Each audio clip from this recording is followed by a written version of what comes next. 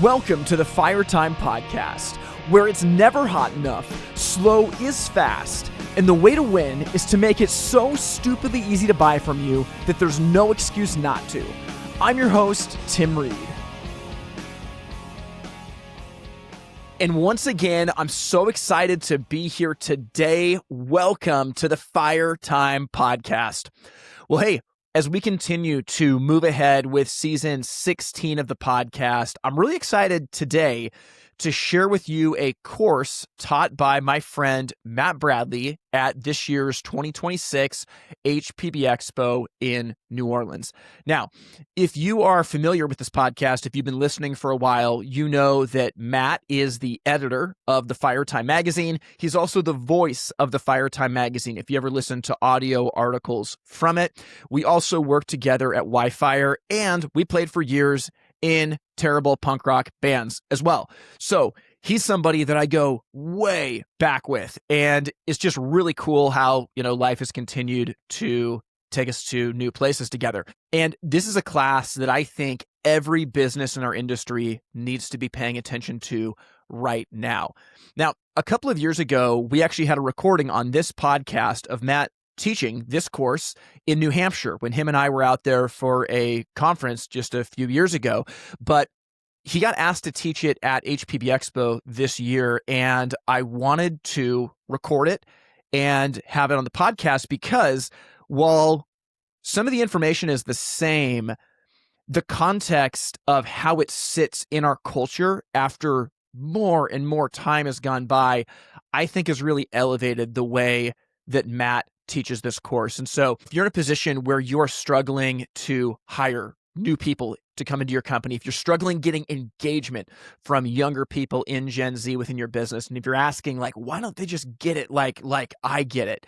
Well, I think when it comes to Gen Z, one of the biggest factors to the problems that many of them, not all, but many have had in the workplace can be pointed back in a single direction to the way that we have structured our society. And Matt gets into this in the conversation, but in particular, the way that we have thrown purpose, meaning, and morality out the window.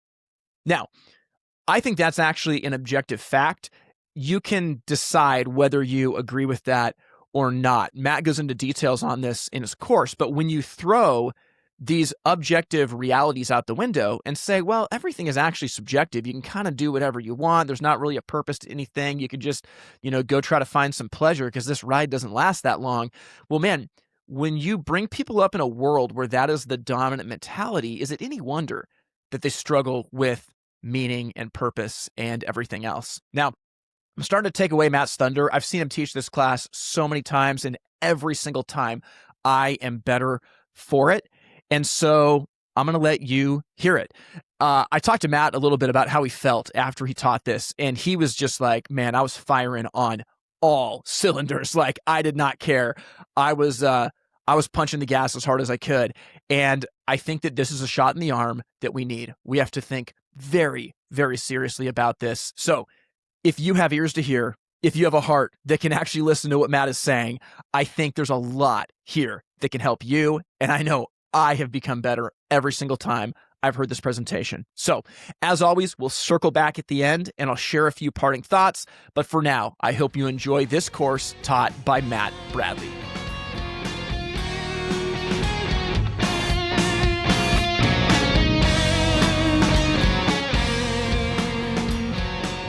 I think all of us, including every single person in this room, needs more accountability.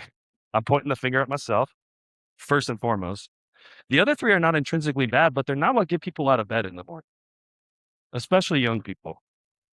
What gets people out of bed in the morning is a sense of meaning and purpose and significance and the feeling that they're a part of something bigger than themselves. The problem is they live in a culture that's told them from the time they were born, your life's all about you. You're the most important thing. You're the most important person. It's all about your story. Screw everybody else. And that sounds real good on paper until you try and live it out and you end up miserable. So what young people actually need is not higher pay, though there's nothing wrong with that. They don't need more paid time off. Nothing wrong with that either. They don't need more flexible schedules. Nothing wrong with that either. They certainly don't need less accountability, just like all of us. What they need is mentors who are willing to do the hard work to develop fortitude in these young people. Now, fortitude is courageous strength entrenched in moral purpose. The idea is that if you have fortitude, it's one of the 4 cardinal virtues devised by the ancient Greeks: fortitude, wisdom, prudence, justice. Fortitude is the idea that when life gets tough, you don't give up because you're fighting for something bigger than yourself. And the problem is these young people live in a world where they've been conditioned to believe that that is BS. You want to know the truth? That's the BS. So your job as their mentor, and this is hard work, your job as their mentor is to walk alongside them in their broken state and to help them develop fortitude. Fortitude is not giving up in difficult circumstances. That's why the diamond is the symbol of it. Diamond is the hardest natural substance on earth. And if you as a mentor can walk alongside young people and not be judgmental, but walk with them in their brokenness and help them develop fortitude, I promise you, you're going to be able to hire more young people and you're going to be able to inspire them once they get into your shop. This first part of the presentation is an argument. I'm not presenting it as fact. Has anyone else noticed in contemporary American culture that nobody knows the difference between an argument and a fact? It's wild to watch that unravel. So I want to point out, I'm basing my argument in fact, right? The statistics I show you are real. The philosophers I talk to you about are legit. The time periods, it's all real, okay? But I'm using it to make an argument. And my argument is this: we live in what's called the postmodern world. And the postmodern world is specifically designed to make it so that these young people have this sense that life has no meaning and that morality is nothing more than an illusion. And when you present that worldview to people over and over and over and over again, they give up. You know why? If there's no such thing as right or wrong, there's nothing to strive for. And if there's no ultimate meaning in life, there's nothing to live for. So why go to work and try hard at your job? The answer is you don't. So in this portion of the presentation, which this presentation starts philosophical, Tim Reed said before, keep the philosophical part short, okay?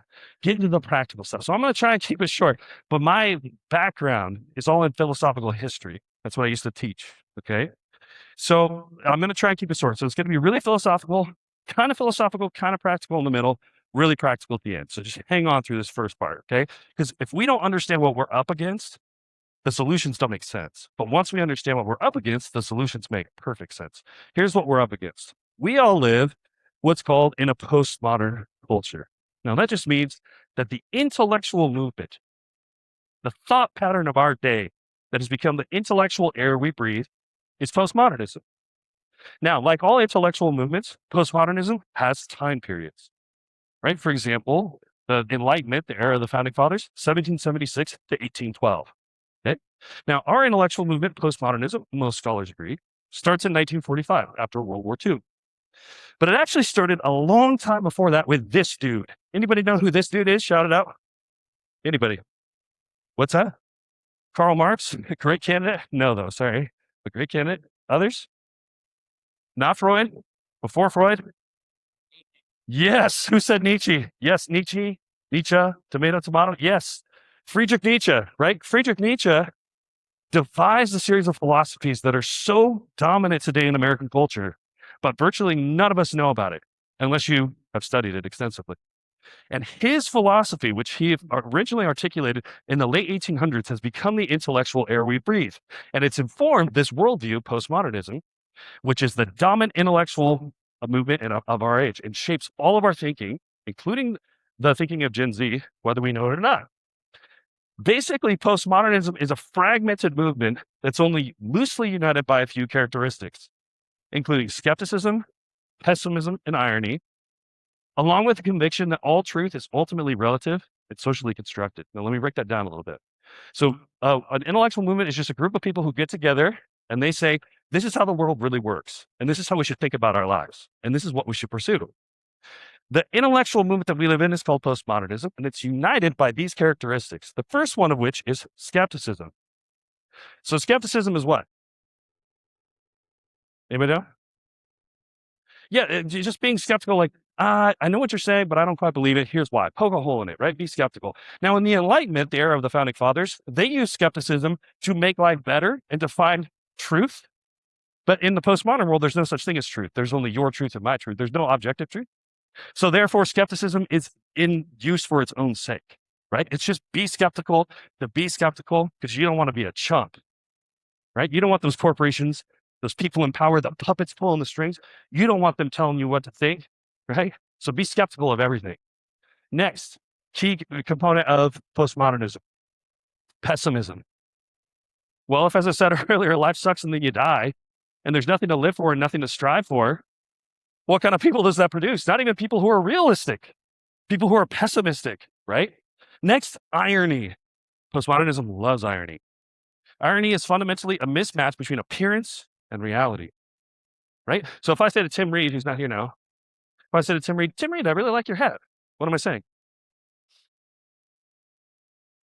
I like his hat, right? If I say, hey, Tim Reed, nice hat, what am I saying? Your hat's, yes, you look stupid. Perfect. Yes. See, I said one thing, but I meant another. That's irony. And that's another postmodern worldview. Everything is not as it seems, right? There's a mismatch between appearance and reality. You can't trust anything, right? Next, we have the conviction that all truth is ultimately relative and socially constructed. This seems complex. That's what they want you to believe. It's not. Relative means there's no such thing as objective truth. You got your truth. I got my truth. Who's to say who's right or wrong, right? How popular is that in contemporary American culture? Socially constructed means that, did this go off?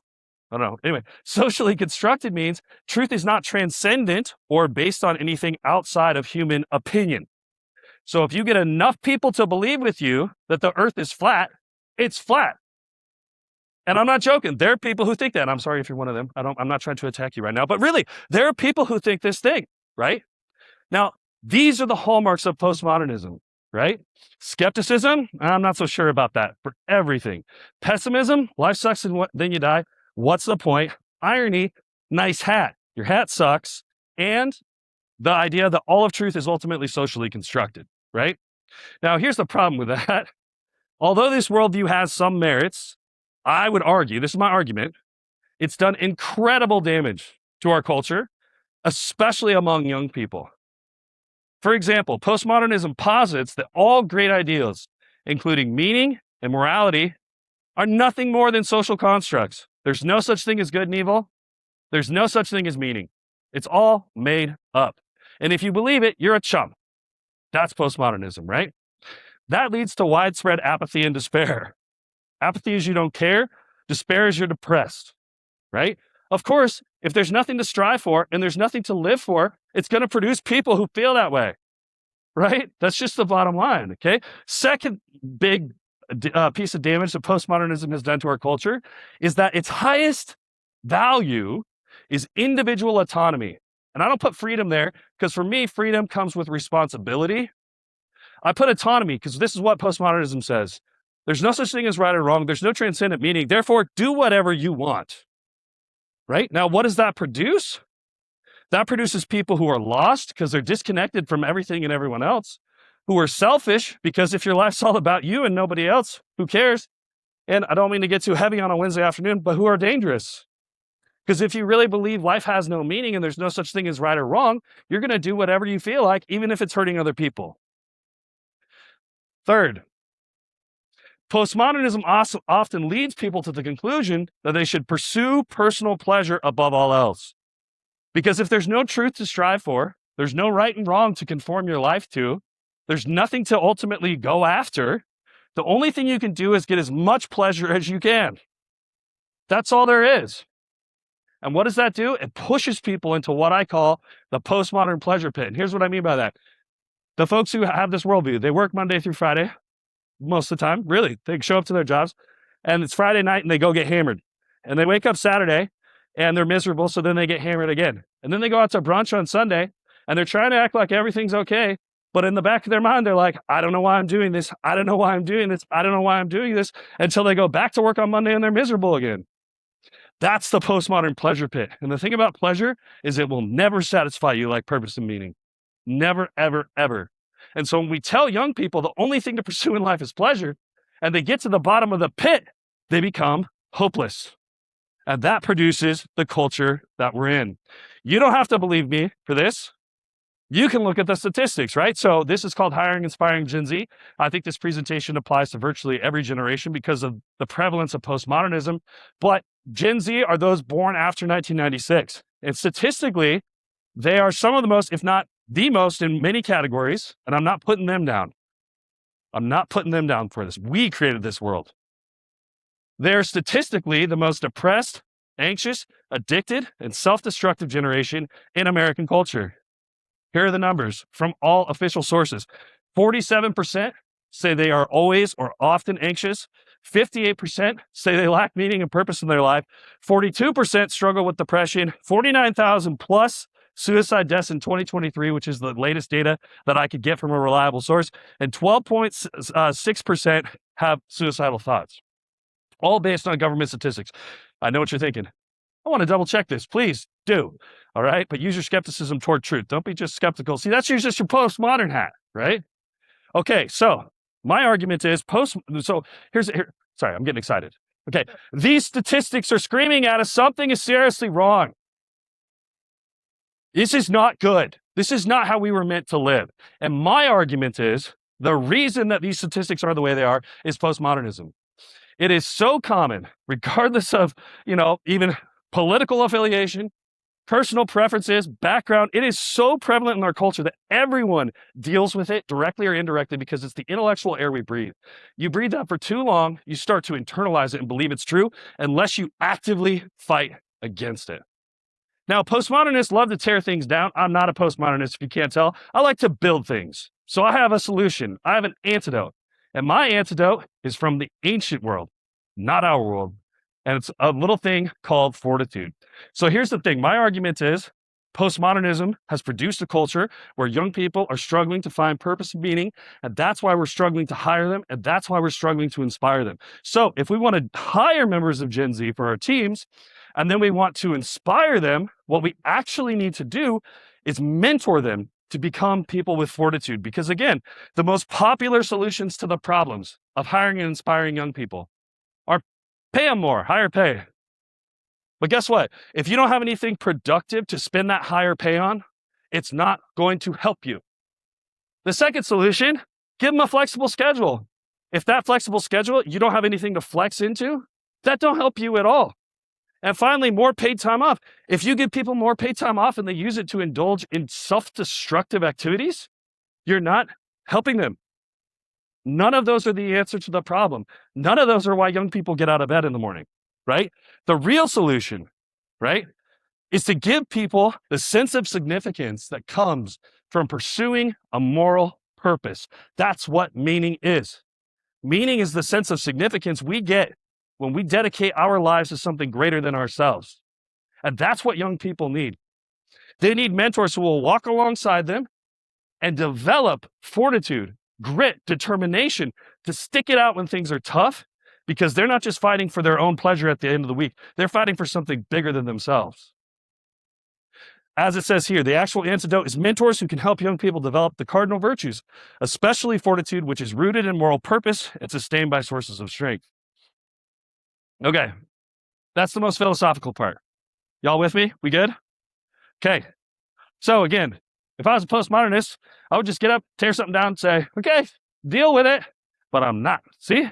So I got a solution, and the solution is what I call the fortitude formula. So we know my argument. My argument is that postmodernism has produced this toxic, pessimistic, skeptical, morally relativistic society that is pushing people to despair. And my argument is that the antidote is to walk alongside young people and help them develop fortitude. And I got a formula to help you do that. My last 2 years of teaching, I developed this class called Fortitude, Life, and Literature, where I taught young people this. It was packed every time with an overflow list. You know why?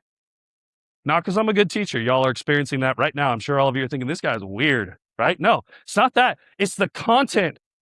Fortitude is a good thing to have when times are easy and good, and it's a good thing to have during difficult situations. It's that good, right? So if we want to help young people develop it, if we want to help them develop fortitude, we got to know what it is. There are lots of definitions that we could pull from. Here are some ones that I have found helpful, okay? The first one is moral strength or courage. Moral strength or courage. Notice the first word. What's the first word? Moral. Well, if you live in a world that teaches you morality is nothing more than an illusion, you can't have it. You see what I'm saying? It's the fundamental problem. We teach young people to give up and then we're exasperated when they do. That's not their fault, that's our fault. And we can do better. Second, fortitude is unyielding courage and the endurance of pain or adversity. It's one of the cardinal virtues. Third, it's the moral virtue that ensures firmness in difficulties and constancy in the pursuit of the good. Again, you don't give up pursuing whatever you're after just because it gets difficult. You keep after it because even though things are hard, you've got fortitude, right? Finally, I call this my synthesis definition. So I pulled all of them together. Fortitude is courageous strength entrenched in moral purpose. Courageous strength entrenched in moral purpose. When things get tough, you don't give up. When they get scary, you don't give up. And why? Because you are fighting for a moral purpose bigger than yourself. And so even though you're afraid, even though you're frustrated, even though you're overwhelmed, you don't give up because you got something bigger you're fighting for than your pleasure. Some exemplars include Viktor Frankl, Martin Luther King, and Malala. So I'll start with Viktor Frankl. This is a picture of Viktor Frankl. Viktor Frankl was a psychologist from Vienna. He was Jewish. He and his parents were both taken to the concentration camps in Nazi Germany. He had the opportunity to escape to the US and he did not do it because he wanted to care for his parents the best that he could. And when he got there, as a psychologist, he worked with prisoners in the concentration camp who felt like their life had no sense of meaning and purpose, and he worked to restore that sense of meaning and purpose even in the concentration camps. Frankl's parents were both murdered.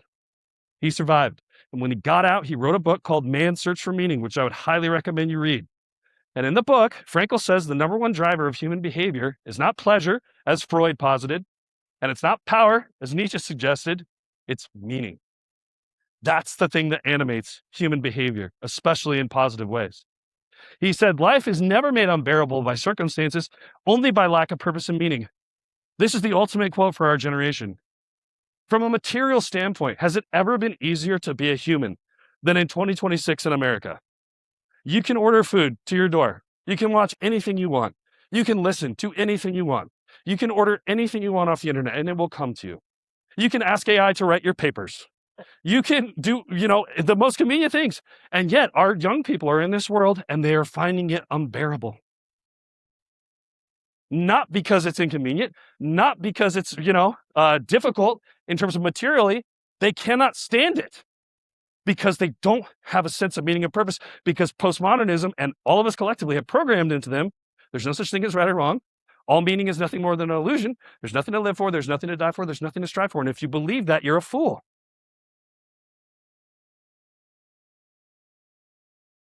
So, why fortitude specifically as the virtue? I had a friend once I was teaching this class said, why not the other cardinal virtues? Well, I think the reason that this virtue in particular is so good is that, first and foremost, young people in general are hungry for an alternative to postmodernism, right? That means the cardinal virtues are ripe for a comeback. I'm not saying this about every young person, but I would say you take 10 young people and you ask them, is the world the way you wish it was right now? Is contemporary American culture at the apex? Are we doing it all right? I would bet 10 of them would say no. Maybe one of them would say things are going great. The rest would be like, no, this is not the way it's supposed to be. That's the thing. They're hungry for an alternative, but because they live in this world of postmodernism, no one has ever sat them down and intellectually made an argument saying, this is poison. People didn't always think this way. You don't have to think this way. There are better ways to think. Let me show you how to do it. That's what they want. That's what they need. They're hungry for it. Again, the classes are packed. I'm an insane teacher. You're watching that right now. It's not me. It's the content. They want a serious alternative to their world because it is not good enough. And so the cardinal virtues as a result are ripe for a comeback. In addition, many young people feel like giving up. There's no simpler way to say it except for this. When I was a teacher, I attended way too many funerals of students who took their own life. All of us know this is a trend in our culture. It's uncomfortable to talk about, but it's real. And fortitude is the virtue that makes the good times better and the tough times transformative. Because every difficult thing that happens in your life is an opportunity for growth if you apply fortitude to it and push through it and learn from it and become better from it. And I know what you're thinking. That sounds pretty idealistic. That's just postmodernism lying to you. That's all it is. It's not fact. It's not how people have thought for thousands and thousands of years. We're the first ones to pick up on this. And I ask you, How's it going for us? Really? Not so good. Next, business leaders need team members who persevere when things get tough. And that's a key trait of people with fortitude. How many of you hope that the people on your teams and you yourself, when things get tough, you don't give up and you show up to work anyway? How many of you want people like this on your team? Excellent. What you're saying is, I want people with fortitude. Now the question becomes, right? Here, okay, I'll recap. My argument, it's an argument, not a fact. Keep that straight. Okay. My argument is that we live in the postmodern world. The postmodern world is so ingrained in everything we do. It's the intellectual air we breathe, and that it is producing the pessimism and the hopelessness that we see. And the antidote to it is actually an ancient antidote called fortitude, which is courageous strength entrenched in moral purpose. This raises the question, how do we actually build it in ourselves and in young people? Well, to help you out, I've got a formula. MP times SS equals FL. Moral purpose times sources of strength equals fortitude level. Here's what I mean by that. The more good things that you are fighting for outside of yourself, your family, your faith, your business, your artistic community, your band, your nephew, your niece, the more good things you are fighting for, the stronger you are. You multiply that by your sources of strength. What things, when you're down, when you feel like giving up, do you pull from? Your artistic activities, your friends, your family members, your faith. What are the things that you pull from in a difficult time? You multiply those two together, and I think it's a multiplication effect. I made this up, so I went with multiplication as opposed to addition, all right? But I am an English major, not a math major, so you can decide. But I think it's a multiplication effect. And you put those two together, so let's say you have 2 moral purposes and 5 sources of strength. Your fortitude level, I would say, is 10. How high can your fortitude level get? I don't know, because if you look at the course of human history, there are plenty of examples of people that did things that you're like, how did they do that? You know what the answer is? They had fortitude, and a lot of it. So this next question that arises is, okay, the fortitude formula is moral purpose times sources of strength equals fortitude level. Well, where do we derive purpose? I call this provenance as a purpose because I love alliteration. So provenance is purpose. Anyway, just means the origins, okay? I would argue that 3 main sources of purpose are C and or C and or C. Connection, creation, and choice. And again, I took this almost verbatim from Viktor Frankl's Man's Search for Meaning. This is not my idea.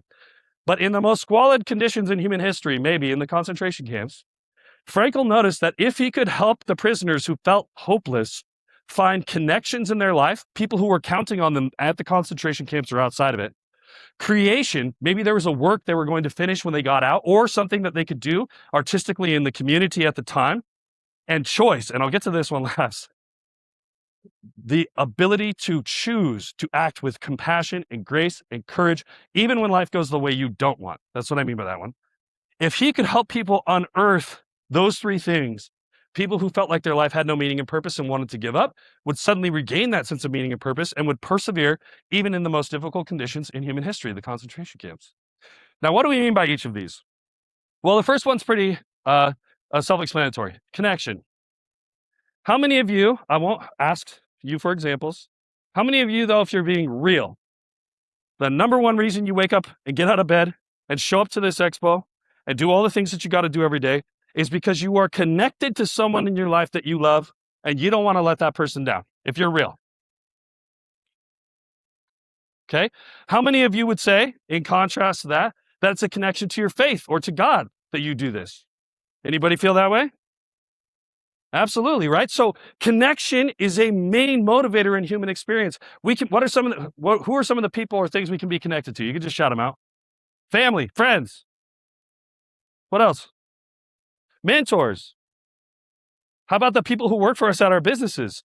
Yes, absolutely. When we realize that our life is not just about us, but it's about other people and the connections we have with those people, it gives us a sense of significance, right? And that sense of significance is what we call meaning. Next, creation. Creation just means making things that you're uniquely equipped and created to make yourself. So again, what are the things that we can create that can give our life a sense of meaning and purpose?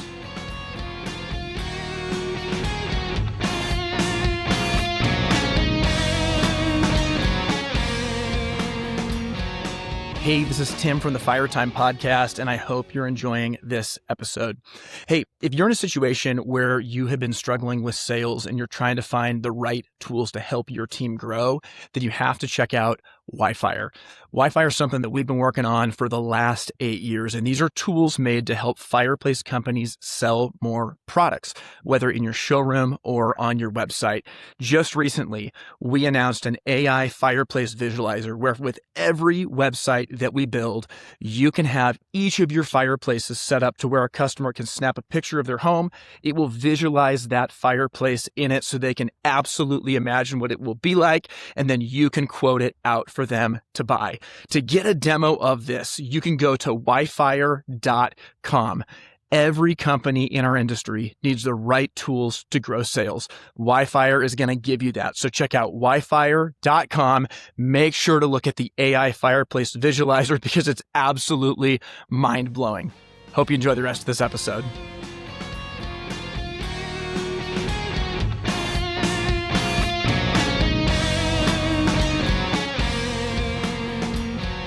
Don't feel shy. See, that's just postmodernism.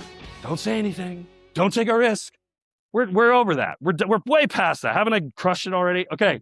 What are some things that you create that give you a sense of meaning and purpose? Yeah. What's that? Fireplaces. Yeah, exactly. Your businesses. How many of you derive a sense of meaning from your business?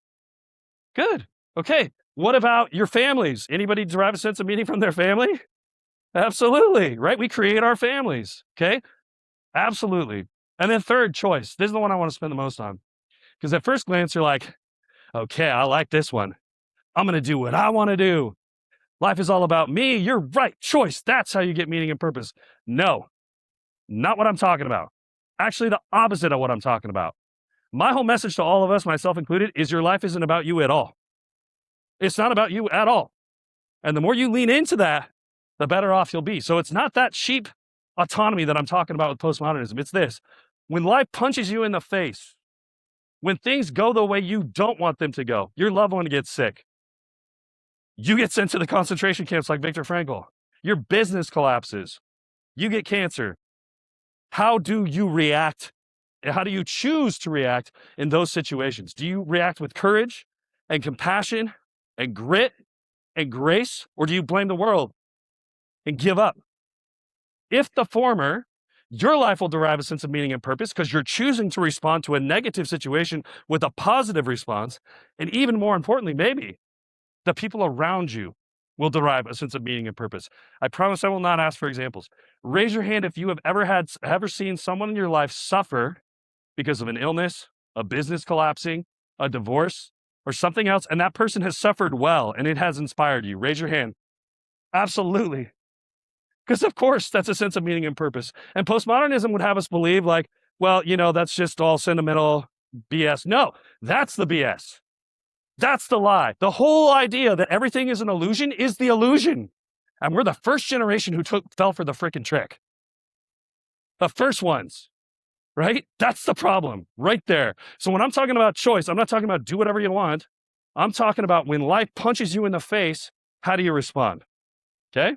So these are 3 sources of purpose. So the fortitude formula is moral purpose times sources of strength equals fortitude level. Moral purpose, connection, creation, choice. Okay? Let's talk about sources of strength. My formula for this one is L and or S and or S. Let's talk about love. Now, I know what y'all are thinking. Maybe you're not thinking this. I might be thinking this. This is a business conference. This guy's talking about love. Yes, of course I'm talking about love because I'm talking about things that get people out of bed in the morning. And when you are in a difficult situation and you show love to another person, when you will the good of the other as other, or when someone does that for you, man, your cup fills up. And that gives you strength. And that's why when we're going through difficult situations, we lean on other people. May I make a suggestion to myself and all of you? Next time you're going through a difficult time, do something good for someone else that's not connected to you. Will their good and see how you feel. It's the weirdest thing ever. The more you pour into other people, the more you will fill up. You want to save your life, you got to lose it. It is the weirdest thing about being human, and it's so true. Next, slices. This is from a program called Sources of Strength. It's a mental health program for high school students, and I used to teach it and work with it when I was a teacher. So these are just some basic things you can pull from when you're going through a difficult time. First one is family. We've already talked about that. Of course, not all families are easy. Some are difficult. But for many of us, our family is our number one thing that we pull from when we're going through a hard time. Yes, name that. Lean into it. It's okay to say we love our families. It's okay to be responsible moms and dads. It's okay to be stoked about having kids and not treat them as an inconvenience. It's okay to say, I love my wife and she's not annoying. It's okay to say those things. Don't let postmodernism tell you it's not. Next, friends. And I'm talking about positive friends, okay? Not those friends. We got those friends. Maybe I'm that friend to some people, I hope not, who help us make bad decisions. You end up in the pleasure pit. No, that's not what I'm talking about. I'm talking about leaning on friends who are really there to have sincere conversations when you're going through a difficult time. We absolutely need those people, okay? Next, we can rely on our mentors, which is what I'm encouraging you to be for young people, right? Of course, when we're going through a difficult time, there's probably for most of us, maybe not all of us, because mentorship has kind of fallen off a little bit, I would say. But for most of us, there's someone older we call to say, hey, I'm going through a tough time in business or in life. I need some help. What would you do if you were me? Lean into those people, right? Next, healthy activities. Very key word there, healthy, not those self-destructive activities that, that people are doing on Friday night, woken up hanging over the next day, right? And again, I'm not saying I'm immune to this. I'm saying I'm in this with you. I've got unhealthy habits for sure that I'm trying to break because I'm broken. But the key is to lean into those healthy activities, exercising, creating art, playing music, meeting up with a friend for a cup of coffee, right? That can absolutely help you gain strength during difficult times.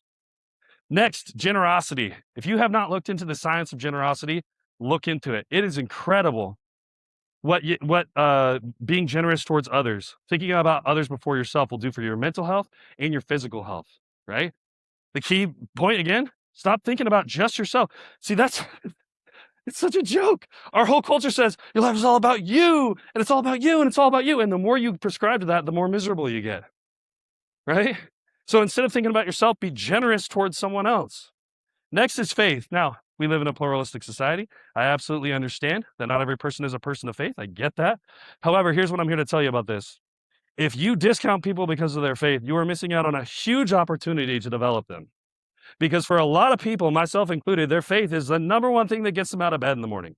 And if you don't take that seriously, you're missing a huge, huge opportunity to develop young people.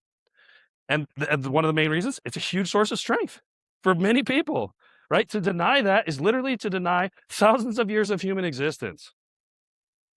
Next, we got physical health. Yes, of course. We go for a jog, we lift some weights, we go for a walk, we walk the dog, we feel a little bit better. Yes, when we're going through difficult times, doubling down on the things that promote our physical health, getting enough sleep, eating right, exercising, absolutely help give us strength. And then lastly, mental health. And of course, there are lots of solutions in contemporary culture that we have for these, counseling, medication. And of course, I'm not a psychologist. I won't pretend to be. But all I'm saying is that there are things out there that we can do to strengthen our mental health. So the thing is, when people are going through a difficult time, ourselves included, and especially young people, we can sit down and say, okay, based on all this list, what are some things that you can pull from to get through this difficult time? And put yourself right there. I want to be that person for you. You show up every day and tell young people that, it will motivate them if you mean it. You have to mean it.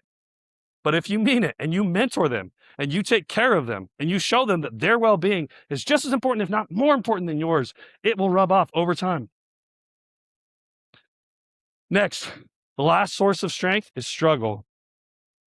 How many of you, I won't ask for examples, I promise. How many of you have ever gone through a super difficult time and come out on the other side stronger than you were when you went in? Raise your hand. Yes, of course. If you want to gain strength, you got to lift weights. That's the only way to do it. You got to get in the gym and put in the work. You got to struggle against the metal. That's because in life, every generation of humans has struggled. And you know what? We haven't just found ways to survive our struggles. We found ways to thrive. We can do it too. We're just like the people who came before us, except they didn't have to deal with postmodernism, and we do. Fight it. Fight it like the plague. All right, so that's the fortitude formula. Moral purpose times sources of strength equals your fortitude level. And again, how high can it get? I don't know. Because people have done some real crazy stuff in human history. And you know why they were able to do it? Fortitude.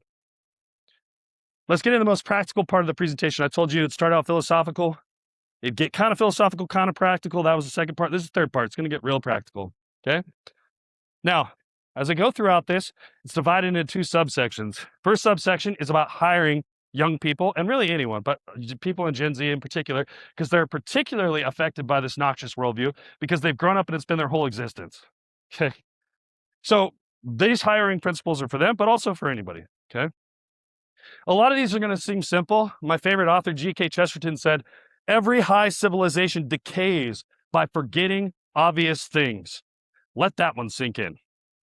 Every high civilization decays by forgetting obvious things. So these things are going to seem obvious, but they're important to remind ourselves because we live in the postmodern world. We need constant reminders. The whole culture, memes and social media and television and movies, right? They're all working against us having a sense of meaning and purpose in our life. We have to make the conscious decision to fight against it and remember the most basic and obvious things about being human, like love and courage and honor are not fake illusions. They are real. And they're the primary reasons people get out of bed. And when we ignore that, it will produce people who are miserable. Now, here's my first basic principle. Some of these are going to be controversial. First one is, when you are interacting with young people, especially during initial interactions, avoid sarcasm like the plague. Sarcasm is boring, it's expected, and it's the default position of a ton of people in our world. And the whole point when you're meeting young people is if you want to mentor them and you want to help them develop fortitude, you got to show them that you're different than what's out there. You're not that thing, right? So if you want to show them that right off the bat, don't be sarcastic. Don't say nice hat and mean your hat sucks. Say what you mean and mean what you say, and it will catch them off guard like almost nothing else. Next, practice sincerity during initial interactions. Sincerity, in contrast to sarcasm, is saying what you mean and meaning what you say. Do that, right? So in our world, sadly, sincerity is, so unusual. It's engaging and it's unexpected. And here's the thing: at the end of the day, no one has ever died for sarcasm. I'm not saying a good sarcastic joke hasn't been made. I'm not saying a good point hasn't been made from sarcasm. People don't go to battle for sarcasm. They don't. They go to battle for love and courage and honor and their families and their countries and their world, in a sense that they're a part of something bigger than themselves. And you can't inspire people in that way if all you're doing is saying the opposite of what you really mean. Next, this one's controversial too. You're going to think I'm a prude or something. Do not swear during initial interactions. Do not do it. This is not because I'm under some illusion that young people are not exposed to all sorts of filth online. I'm not an idiot. I don't live under a rock. I know on the internet they're exposed to the most disgusting things in human history. You aren't that. You're the opposite. You're what they've been looking for, and you're doing it for them, really. That's the difference between you and the internet culture. So don't swear. There's a million other words. You don't need to swear around young people when you're meeting them to hire them.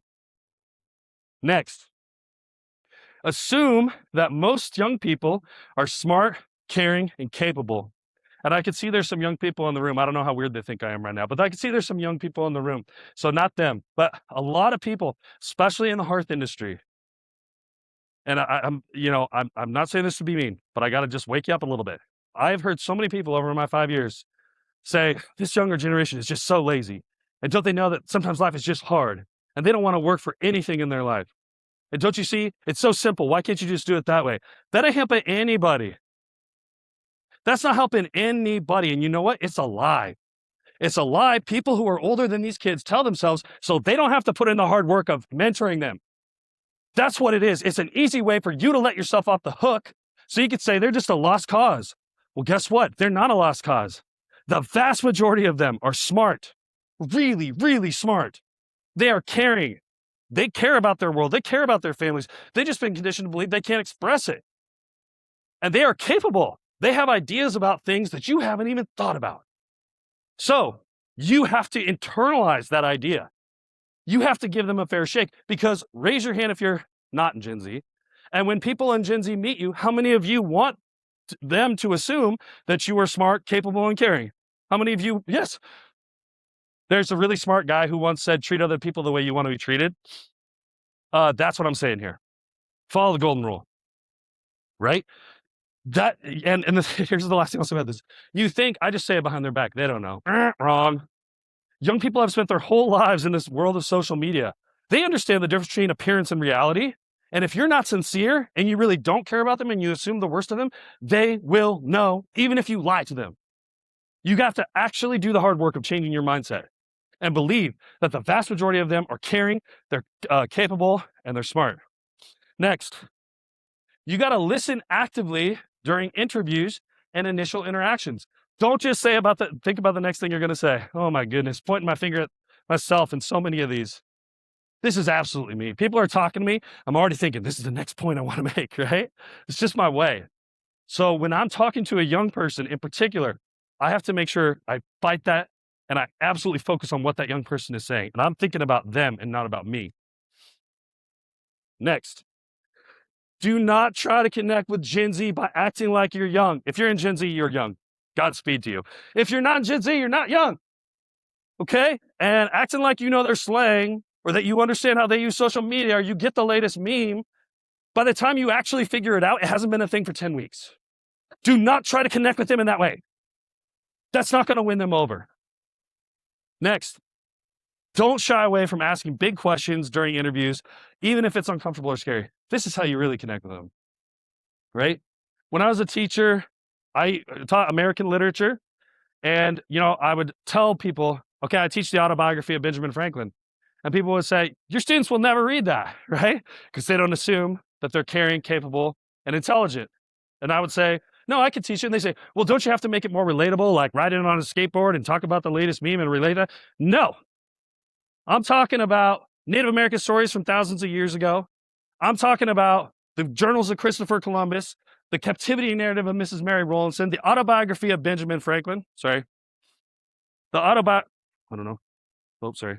I don't know. The autobiography of Benjamin Franklin, the works of Ralph Waldo Emerson, the essays of Henry David Thoreau, the fiction of Flannery O'Connor, the works of St. Thomas Aquinas, Aristotle. You challenge these young people. You talk about big questions and big things. You do it in a sincere way. They will respond. Do you know why? They're human. Sorry, I did not intend to get this animated, but I'm just doing it now. Now it's all happening. Okay, so with all that in mind, here are some sample questions you can consider for interviews. Now, you don't have to do this, but if you want to hire young people, when you interview them, yes, you're interviewing them, but they're interviewing you. And they're hungry for something to believe in. And if your interview questions show that you actually care about them and you sincerely want to make the world a better place and you want to invest in them, you want to pour into them, you want to help them develop fortitude, I'm telling you, more of them will want to work for you. So here's a sample question. First, your life is not about you. Do you agree or disagree with this statement? Why? Again, these kids' whole lives, everybody's been saying, your life is about you. Do whatever you want. Write your own story. There's no ultimate meaning or purpose, and the plot doesn't mean anything, and the characters are all fakes, but go ahead and write your own story. And they're like, why? Right? So when you approach a young person and say, your life isn't about you at all, it's the people you can serve and the people you can pour into and the things outside yourself that you can commit your life to. That's what your life is about. But you don't say that right here. You just say, your life is not about you. Do you agree or disagree with this statement? Why or why not? So someone says, right, you say, my life is not about you. Do you agree or disagree? Young person says, man, I don't know. That's a hard question. That's a good person to hire. Not necessarily the only thing you should consider. I like that though. Young person says, you're absolutely right. I find that when I play on my softball team, connect with my teammates, work towards something greater than myself, I feel better.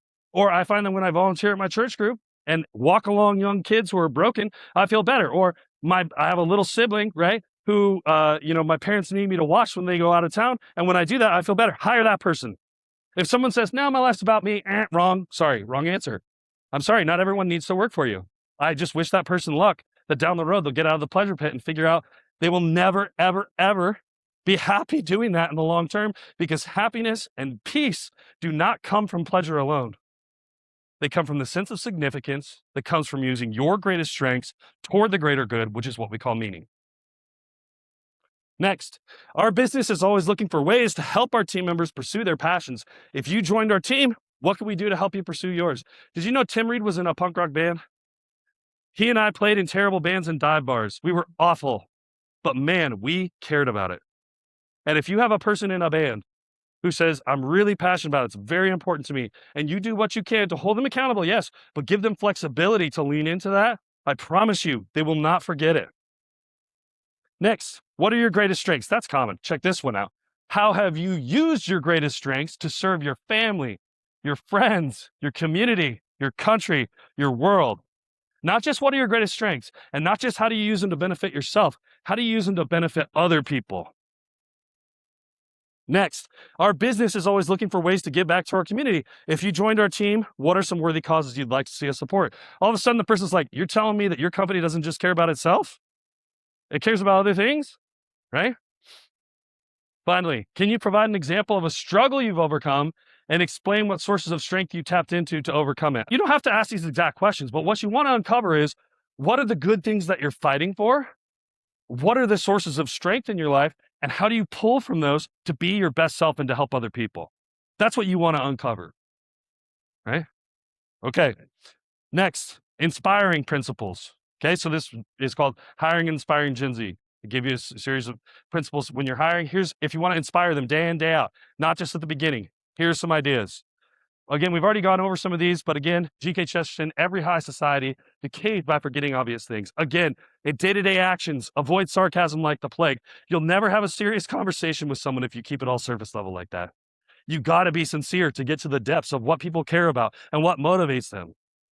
Next, practice sincerity during interactions. It's crucial precursor to serious conversations where people can actually open up about what their moral purposes are and what their sources of strength are. Next, practice gratitude and give your team members the opportunity to do it too. Like generosity, look into the science of this. This is not me making this up. This is real. Gratitude has so many mental health benefits and physical health benefits and benefits for helping you connect with other people. And if you practice that intentionally by thinking about the things you're grateful for, as opposed to all the many things in our world that are going wrong, and I know there are a lot, right? No matter what you think, right? You've got something going on in your life. If you focus on gratitude instead, I promise you, your life will get better. G.K. Chesterton also said, when it comes to life, the critical thing is whether you take things for granted or take them with gratitude. That's the thing about life, and that's so true. Next, articulate your central mission and core values and practice them, right? Again, a lot of people, business leaders, think of this as fluff. It's not fluff. What are you aiming for as a business? What are you striving for? How are you making your community, your world a better place? Articulate that. Then do your best to live it out every single day. Next, show, don't tell. This is an old piece of writing advice that's really good in this situation. You can tell young people all day long that you care about them, but unless you show them, and it can be in simple ways, saying their name and good morning every time you see them, asking them how their weekend was, asking them about the things that they love and how those are going. If you do that every day and you really listen, it's hard. It's work. But I promise you, people will start to pick up over time that you genuinely care about them. You got to show them, though. You can't just tell them. Next, set high standards and hold your team members accountable. This is, again, so crucial. Again, a lot of times when I was a teacher, people would be like, you'll never get them to read the autobiography of Benjamin Franklin. You know what the truth is? No, you won't get them to read the autobiography of Benjamin Franklin. You don't want to do the work that it takes to give them the historical context and the intellectual context and sit down and read through particular passages with them and meet them after school to talk about why this sentence isn't grammatically correct and how they can make a clearer point and how they could write a thesis that's better and organize their writing. You don't want to put in the work. But if you do hard things with them, they will do hard things with you. But you got to do them too. Okay, sample strategies to put this into practice. You do not need to take these, they're just ideas. First, support Stove Team International, Operation Barbecue, or other industry organizations. These are just examples, but these are industry or organizations specific to our industry that promote the greater good, and they directly relate to us. I'll use Stove Team International. Raise your hand if you've ever heard about this. Stove Team International? Yeah. They make really clean cook stoves for folks in developing countries, and they teach those people to install them. A lot of, we know, being in this industry, a lot of the emissions that go into the atmosphere don't come from our products, do they? They come from the developing world. And one of the most worst polluters in the developing world is people who still cook over open fires in their houses without any ventilation. It's also one of the leading causes of death. So Stove Team builds stoves, takes them to these people in developing countries, and makes their lives better, right? And also trains people in the community how to make these and install them, therefore lifting them out of poverty as well. That's just a good thing that is for our industry. And that's the sort of thing that you might say, hey, every time you sell a stove or a fireplace, we're going to donate $10 to Stove Team International, right? Especially if that young person knows where that's going. Even one crazier. I know this one's crazy. I'm not saying you have to do this.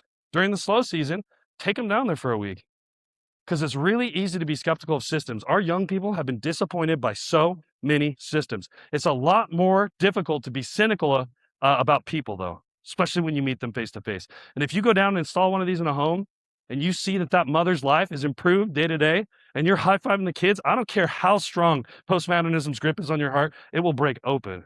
Because when we meet people and stop focusing on systems and puppeteers, our hearts have the opportunity to actually defrost from this postmodern world we live in. Next, support warming centers, soup kitchens, or other community organizations. You know, we make things that warm people up. And where I'm from, it gets cold. And there are a lot of people who are struggling to house themselves. And I know people have various feelings about that. You know, the bottom line is, though, it's good to feed people who are the wise man I was talking about earlier also said, it's good to feed people who are hungry and give to those who are thirsty. And it's also good to help keep them warm. And we make products to keep them warm. We also, a lot of us, sell barbecues. Go to your local soup kitchen. Fire up that barbecue. Serve those people that food. And just trust that that act of generosity will get you into the loop of grace. Give away everything you have. It'll come back to you 10, 20-fold. You don't have to worry about it. Next, give team members the opportunity to spend time with their loved ones. I can't emphasize this enough, right?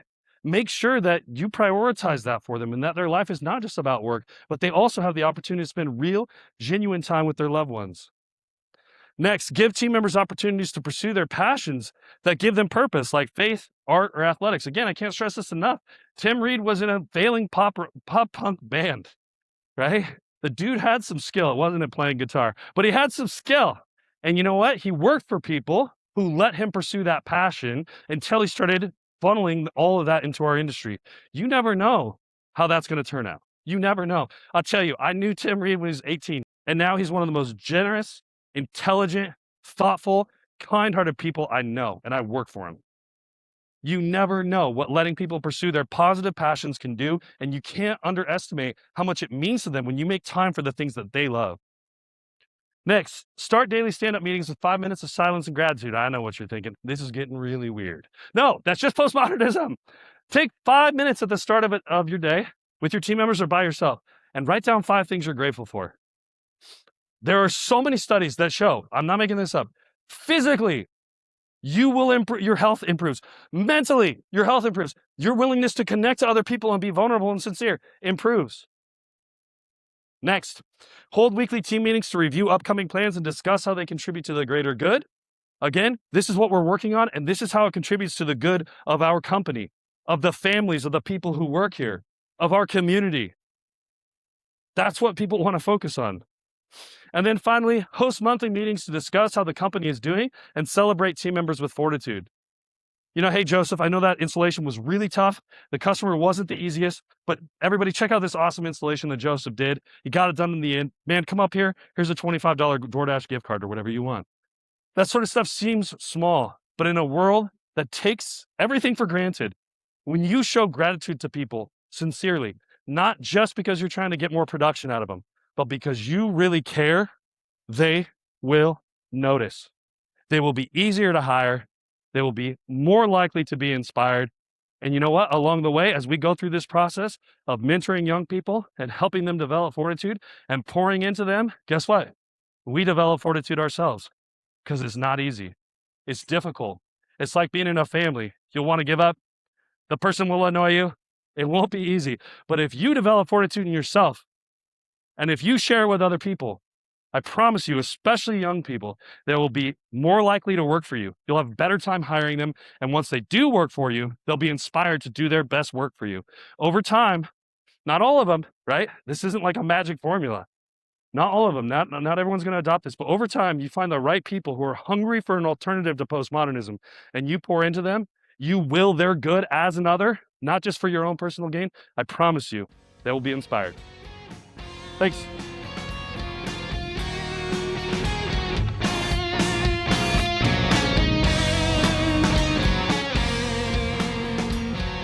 Well, I hope you enjoyed that class taught by Matt Bradley. Like I said at the beginning, he was firing on all cylinders, right? He's firing on all cylinders because this stuff matters. You know, like I said up front and like he talked about in this conversation, man, the truth is that we have a society right now that largely has been led to believe the postmodern lie. The postmodern lie is that all of the objective realities that we used to build our lives on, which are going to be things like meaning, purpose, communal responsibility, shared morality, those things are just social constructs, right? So just throw them out. They don't mean anything. Just do what makes you happy. I mean, I think some of like the worst advice, the most destructive advice you could ever get is to say, hey, I just got to be me. Well, yeah, you do you. I mean, like when you actually look at where that goes, that's a pit that no one wants to actually be in. And it's not to say that we need to conform to like a tight little box of what, you know, the man says. It's not what I'm saying. But when we throw out objective meaning, purpose, and morality, what we are left with is nothing to hold on to except for the pursuit of pleasure. And like Matt talked about, that is why there is so much hopelessness and despair and anxiety, in particular with people of the younger generation, but not just with them. When we build our society on this, which, you know, I would argue, I mean, for a long time it's been heading this way, but we're just now really starting to have to sit in the harvest of what that was. But when you build your society this way, it leaves a lot of people that have no direction and have no purpose. And what's so cool is the answer is mentorship. That you can take somebody under your wing. You can actually be a person that, as St. Thomas Aquinas says, wills the good of the other. You can show them that there are things larger than themselves that can provide meaning, purpose, and hope for their lives. This is really important. And it may not be what you signed up for as a business leader. Like when you started your company, you probably didn't think that you were going to get into the mentorship business. But the reality is, from just a practical thinking perspective, like if you want to hire younger people in your company, you need to become a mentor for them. You need to. Or you can have the choice of like, maybe you get lucky every once in a while with someone who has these, you know, characteristics already, but I would say that's pretty few and far between. And one of the reasons that I speak about this so fervently is because this was me. Now, I'm not from Gen Z. I'm from the millennial generation, but this was me. I mean, when I got into this industry, I was 18 years old. I was playing guitar in a failing punk band, dead broke, with no understanding of life responsibility. I was consumed with selfishness and arrogance and insecurity. Like that's what was fueling all of that. That's where I was. And in desperation, I was trying to grasp out for something to hold on to. And this industry was actually one of the things that helped provide meaning and purpose that led to many transformations in my life. And I can think of a lot of people that took me under their wing. I mean, starting with my father-in-law, who's the first person that I ever worked for at a small business in Corvallis, Oregon. I was an installer, and he took me under his wing. He was incredibly gracious with me when I deserved to be fired. He's incredibly gracious to stick with me. And all throughout my career, there's been other people who have taken a chance on me and who have mentored me. I mean, I think about like Tim Rethlake, who's been on this podcast a lot. He was our first guest on the show. I mean, he's someone that over the years has really poured into me and other folks too. So I know personally that there can be a transformation when someone is able to show you the way. It's as simple as that. And I'm not saying that when you show someone the way, it's a guarantee they're going to take it. And I'm not saying that that road is going to be quick. But I will say that your chances of engaging that team member and growing them into someone who is able to produce for your business and ultimately create prosperity for themselves and eventually their families and loved ones is so much higher.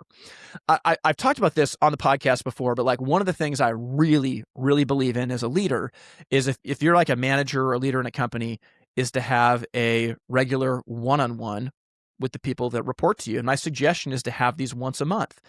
Now, I would say in these one-on-ones, you should just simply ask questions about them. Hey, how are you doing? Where can I be just helping you accomplish the goals in your life that you want to accomplish? How am I doing for you as a boss? Are you enjoying your job right now? What about it do you like? What are you frustrated about? What are some of the things in your life that are weighing on you right now? Questions like this, repeated over and over, make a difference. And I recommend this to a number of companies, but I've seen it time and time again where if you can take, one of your salespeople out, like a young installer out for a cup of coffee once a month for an hour and just ask them questions like this, not berating them for their performance or trying to get them to change behavior, but asking questions about them and how you can serve them.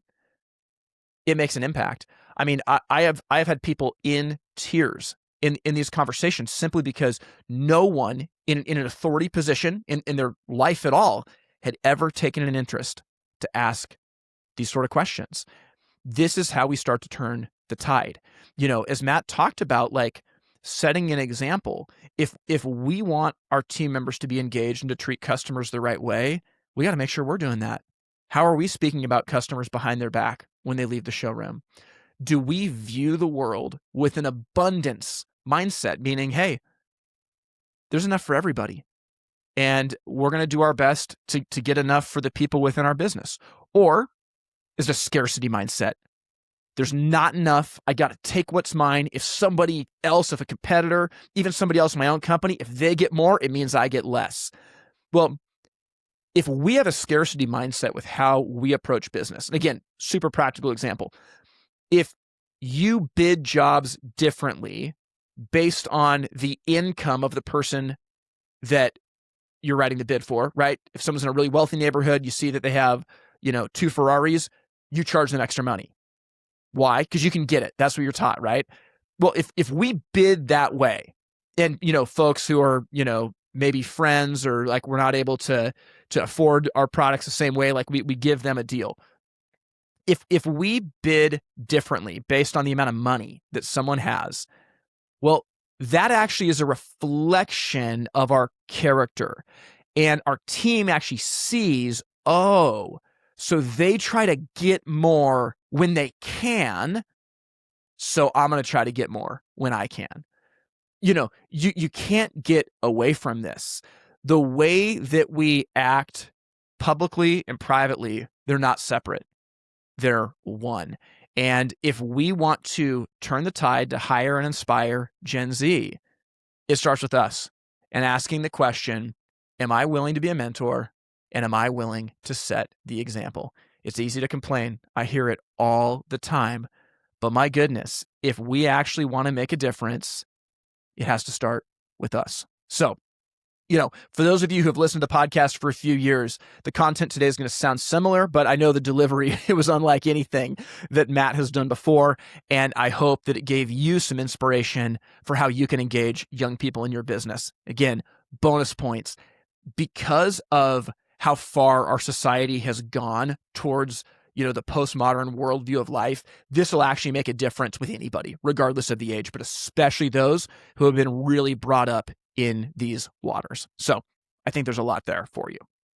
Well, hey, If this podcast today has been a blessing for you and you want to support this show financially, you can do that by going to the website itsfiretime.com/join. That's itsfiretime.com/join. And again, there is zero pressure if you're not able to support this, but for those of you that do, we just want to thank you. It means a lot. It's the only reason that we can continue to produce content. It's the only reason that this season we've been able to go into doing this in video is because of your generous support. And so if you want to be a part of that, you can go to the website. We have some really cool rewards as well for people who sign up to support, just as a way to say thank you. We see you and we appreciate you. So there's a lot to think about in regards to today's episode, but my hope is that you can really spend some time thinking this week about what is one way that you can set your business up to be about something bigger than yourself. Of all the things that Matt talked about, when people see they're contributing to something bigger than themselves, it really does start to create a sense of meaning and purpose into their lives. And often, that's what it takes to really have a transformation start to take place. It just takes small little steps. So how can your business be serving something bigger than just your pocketbook? What kind of difference are you trying to make in the world? This stuff is not hocus pocus, kumbaya, smoke and mirrors. This is real hardcore business. If it exists for something larger than yourself, you'll be able to rally people to it. So, hope you enjoyed that episode and that you have an amazing rest of the week. We will talk again very soon. Thank you for listening to the Fire Time Podcast. To learn more, visit the website itsfiretime.com. Music from this episode was written and recorded by In Bloom out of Portland, Oregon. We thank you for listening to the Fire Time Podcast, where it's never hot enough, slow is fast, and the way to win is to make it so stupidly easy to buy from you that there's no excuse not to. We'll see you next time.